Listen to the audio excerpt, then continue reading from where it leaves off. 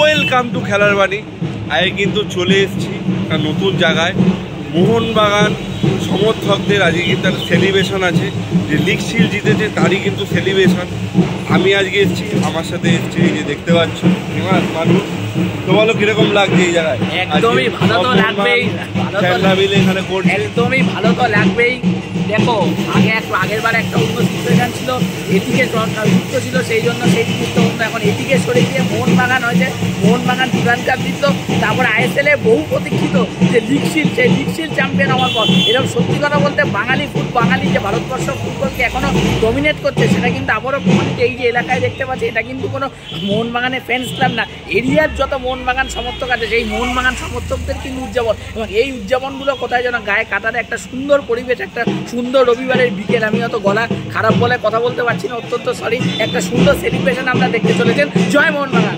আর এইটা হচ্ছে দক্ষিণেশ্বরের মৌসুমী ক্লাব, সেখানেই আজকে আমরা চলে এসেছি। সেলিব্রেশন মানে শুরু হচ্ছে, একটা র্যালি হবে, র্যালিটাও তোমাদের দেখাবো, তোমরা দেখতে থাকো। একদম একটা দুর্গাপুজোর মতো আবহাওয়া তৈরি হয়েছে, পুরো ঢাক ঢোল বাজিয়ে, একদম সেই পুরোনো দিনে যখন ক্রিকেটে ইন্ডিয়া জিততো বা মোহনবাগান জিততো, এইরকমভাবে কিন্তু সেলিব্রেশন। সেই মনে হচ্ছে না 20-25 বছর আগে গিয়ে অস্ট্রেলিয়াতে আমরা ফিরে গেছি।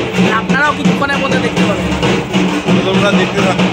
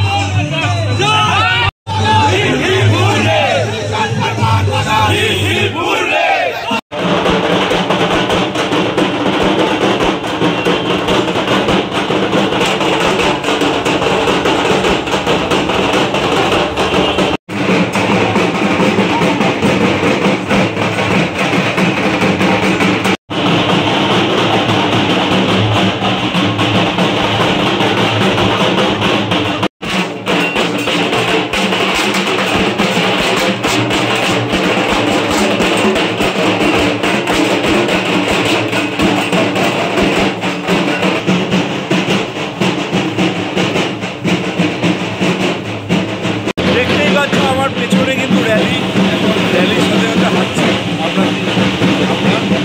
বলো কিরকম লাগছে র্যালির সাথে? একদম সবচেয়ে বড় কথা, কলকাতায় এখন মারাত্মক গরম, 40 ডিগ্রি 42 ডিগ্রি, তাতেও মোহনবাগান ফ্যানদের থামানো যায় না। অর্থাৎ বাঙালিদের কোনো কিছু দিয়ে যে জব্দ করা যায় না, সেটাও প্রমাণ হয়ে গেল।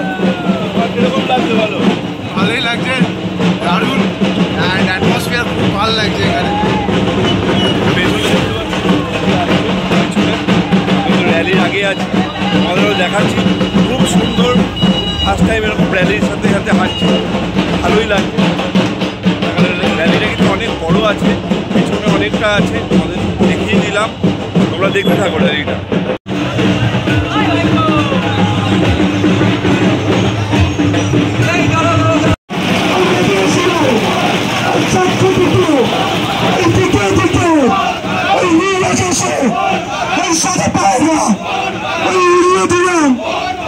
সবুজ মেরুন, এই মিশিয়ে দিয়ে, এই কামিং সেরুন, এই ছোট্ট পাশে, এই চালকে পিয়ে, এই সবাই মিলে, এই শিল্পী নিয়ে, এই বিজয় মিছিলে, এই চাচ্ছি মোড়া, এই বুক বাজিয়ে, ওই রাজার মতো।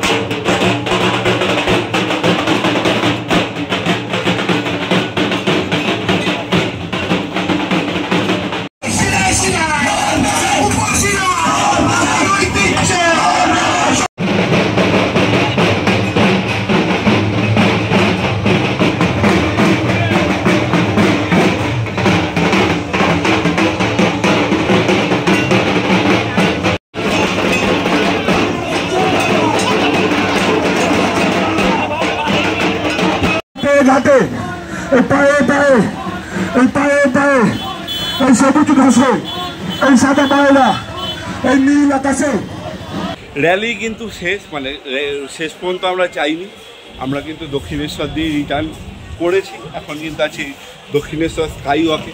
মানে ফার্স্ট টাইম এলো দক্ষিণেশ্বর স্কাই ওয়াকে। হ্যাঁ, আমি সত্যি ফার্স্ট টাইম এলাম দক্ষিণেশ্বর স্কাই ওয়াকে। আর আর বলো র্যালির এক্সপিরিয়েন্সটা কিরকম বলো? অসাধারণ অসাধারণ। এই 42 ডিগ্রি গরমে এই যে বাঙালির মধ্যে যে একটা মানে কি বলবো ফুটবল বোধ বা বাঙালি সব পারে, মানে ভারতবর্ষকে আগেকার দিনে কথা বলতো না যে বাংলা ভারতবর্ষকে পথ দেখায়, একদমই তাই। বাংলাই ভারতবর্ষকে পথ দেখিয়ে এসছে, এখনও দেখাচ্ছে, ভবিষ্যতেও দেখাবে। এবং অবশ্যই মোহনবাগান আইএসএল শিল্ড চ্যাম্পিয়ন হয়েছে। আমার মনে হয় আবার যদি আইএসএল ট্রফি চ্যাম্পিয়ন হয় হয়তো আবার এরকম একটা হবেই, তার কোনো অসুবিধা নেই। আর বাংলা ফুটবলের জন্য তো এই বছর খুবই ভালো, কারণ মোহনবাগান ডুরান জিতলো, আইএসএল জিতলো, ইস্ট বেঙ্গল সুপার কাপ জিতলো, মোহামেডান আই লিগ জিতে আইএসএলে খেলতে এসছে। আর এখন আমরা সবচেয়ে মানে কি বলবো, মানে এর থেকে তো ভালো জায়গায় কিছু হতে পারে না। দক্ষিণেশ্বর স্কাই ওয়াকে মানে এসছি, এখানে হাঁটছি, মানে অর্থাৎ একটা অসাধারণ দিন আজকে কাটতে বলা যায়। প্রথমে মোহনবাগান, তারপর দক্ষিণেশ্বরের ভবতারিণী মার মন্দিরে শুনে নিলে। আর সত্যিই কথা, এখন মানে এইবার কিন্তু সত্যি বাংলা চ্যাম্পিয়ন, বাংলার ফুটবল বলো, বাংলার ক্রিকেট বলো, বাংলা চ্যাম্পিয়ন সত্যিকারই।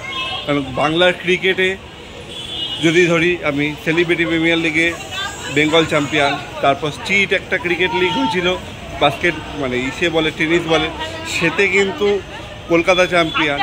KKR দেখা যাক কী করে, তাহলে কিন্তু ক্রিকেট ফুটবল টোটালটাই কিন্তু বাংলায় চলে আসবে, বাংলারই জয় হবে সে দিনের শেষে। তো একদমই এটুকুই বলার। আজকে এই দক্ষিণেশ্বরের পুণ্যভূমিতে আমরা কিন্তু আজকে এই ভিডিও শেষ করবো।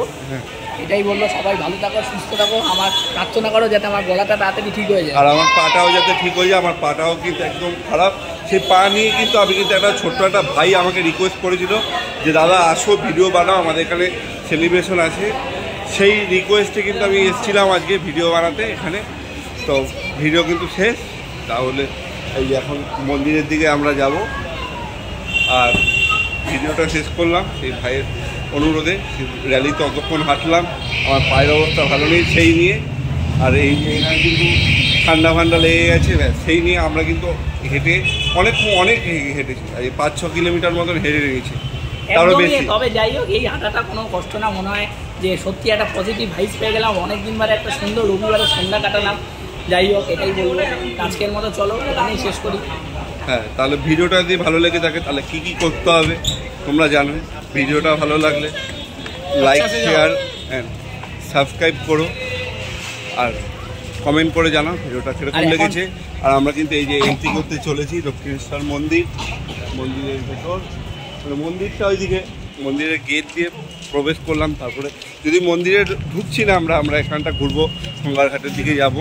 তো ভিডিওটা বললামই, কমেন্ট করে জানাও কীরকম লাগলো র্যালিটা তোমাদের।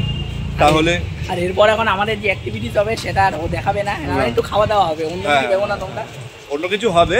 তাহলে চলো আজকের জন্য টাটা, দেখা হচ্ছে পরবর্তী ভিডিওতে। জানি না, দেখো আমি থাকছি না অন্য কিছুতে। ততক্ষণ সবাই ভালো থাকবে, সুস্থ থাকবে।